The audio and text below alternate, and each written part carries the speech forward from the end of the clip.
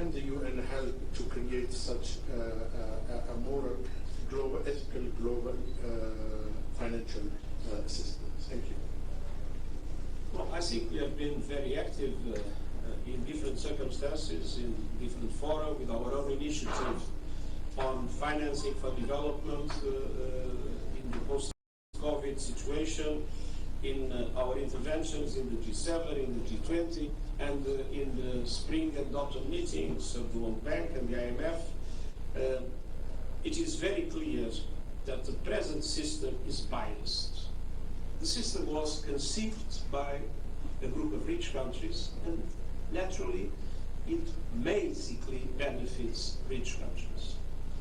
So we need, first of all, to recognize that we have presently a situation in the developing world in which countries are strangled by debt, and countries have no access to the financial resources they need in order to be able not only to address the dramatic challenges they face, but also to implement the Sustainable Development Goals. We need a new debt architecture, and we need to make sure that debt relief is effectively provided by the system, even to middle-income countries that are on the verge of very difficult, very dramatic situations, including suspending their payments.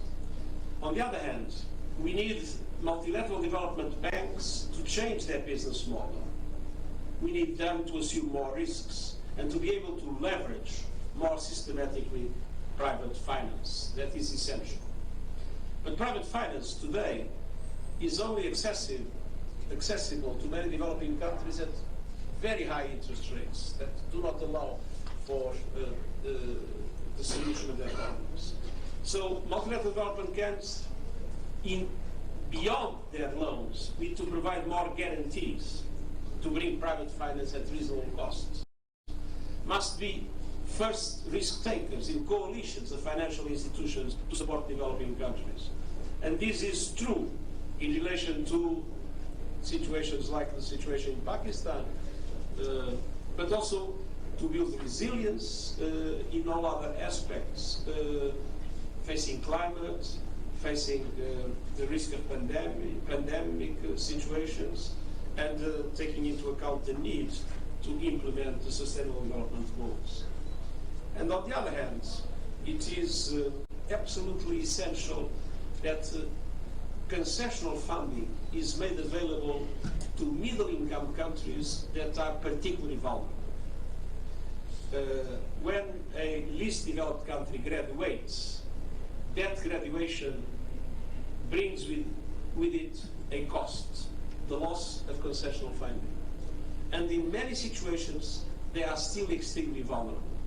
So we need to redesign our financial system in order to be able to take into account vulnerability and not only GDP when decisions are made about concessional funding to countries around the world. So there are many other aspects in which we are working hard, and I hope that member states that control the boards of these institutions will be able to implement the kind of reforms that are needed to establish more justice. Today, just to give you an example, my country, Portugal, even in this very difficult situation and with a very high debt to GDP ratio, is still being able to get funding at 3 or 4% of interest rates. I was with President Ruto of Kenya a few days ago, and he told me that when they are trying to go to the market to finance the country, the best offer they had was 14%. It shows that there is a basic injustice in today's system and that we need effective reform. Let me go to Irish television. My question is Prime Minister Nawaz Sharif, and I will ask in my own language, in Urdu. Sir आपने sir माजी में हमारे जब भी आफत वगैरह आई है और फंड हमें मिले तो हमेशा हमने यही देखा है कि उसकी शफाफियत के हवाले से सवाल उठाए गए, लेकिन ये बड़ी अच्छी और खुशहाल बात है कि अभी आपने बात की है कि हमने इस हवाले से थर्ड पार्टी के हवाले से हमने उस पर काम किया है, और क्या इसकी मजीद आप तफसील बताएंगे?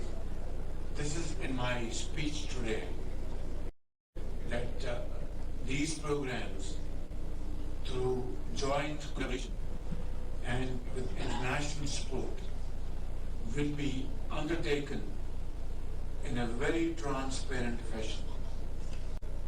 I said in my speech that since I believe in this mechanism, therefore I had given clear instructions to my team that independent third party validation will be part and parcel of this program.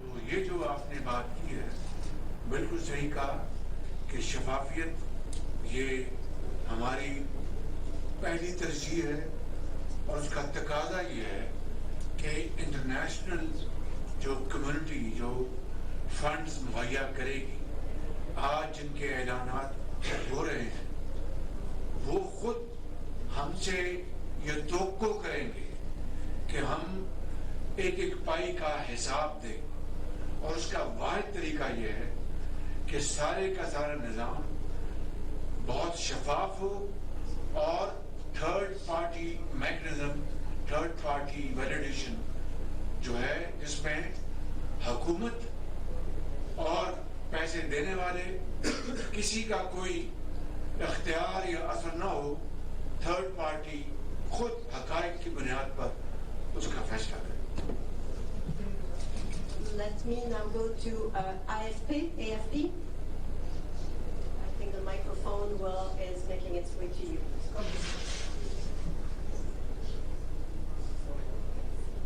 Thank you. Nina Larson with AFP.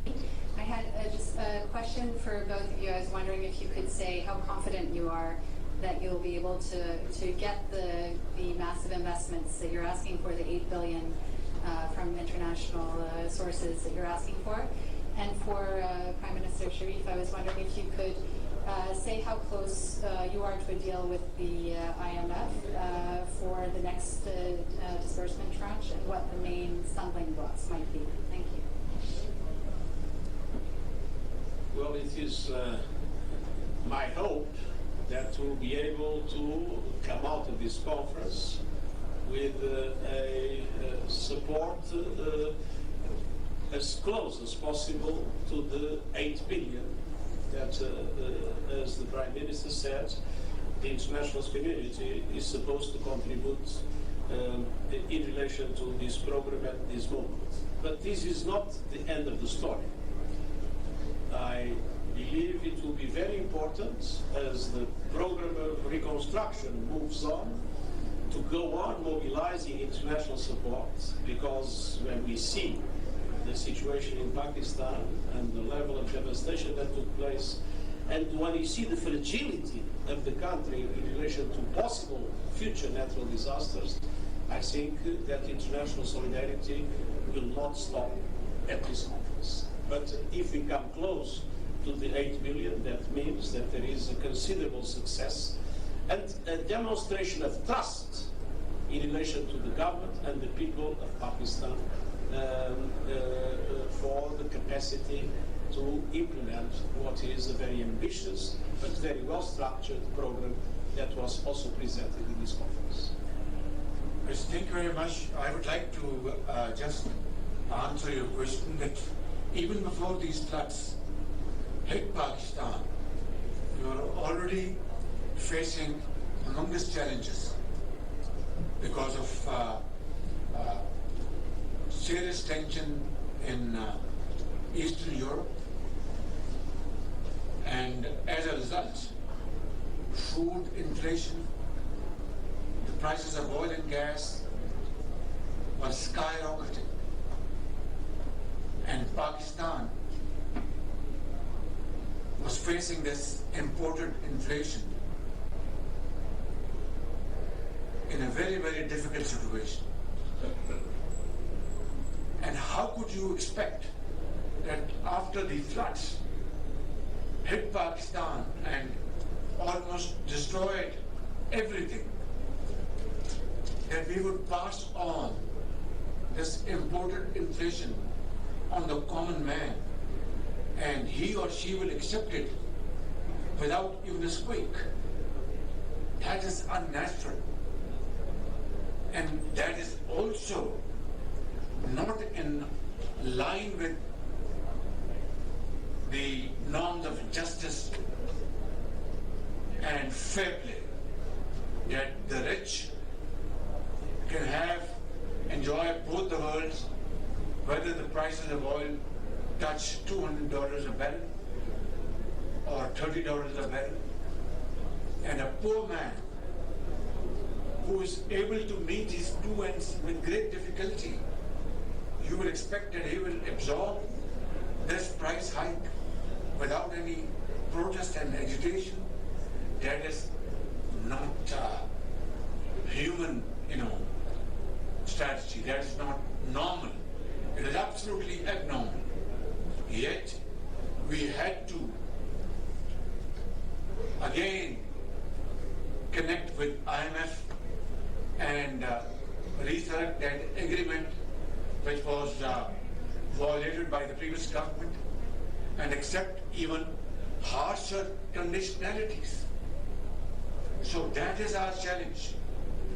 And today, while we are complying with IMF conditionalities as best as possible, but how on earth can you expect from me that I am working out of Prime Minister's house and a poor man in the far-flung areas of Pakistan, in the sand dunes, in rocky mountains of Balochistan, or snow-covered peaks of KP, or plains of the province of Sindh, which have been, even today as you go over there, you will find standing water, which has destroyed their livelihood, that we should pass on this additional burden on them. It is nightmarish, to say the least. Yet, we are committed to IMF's program.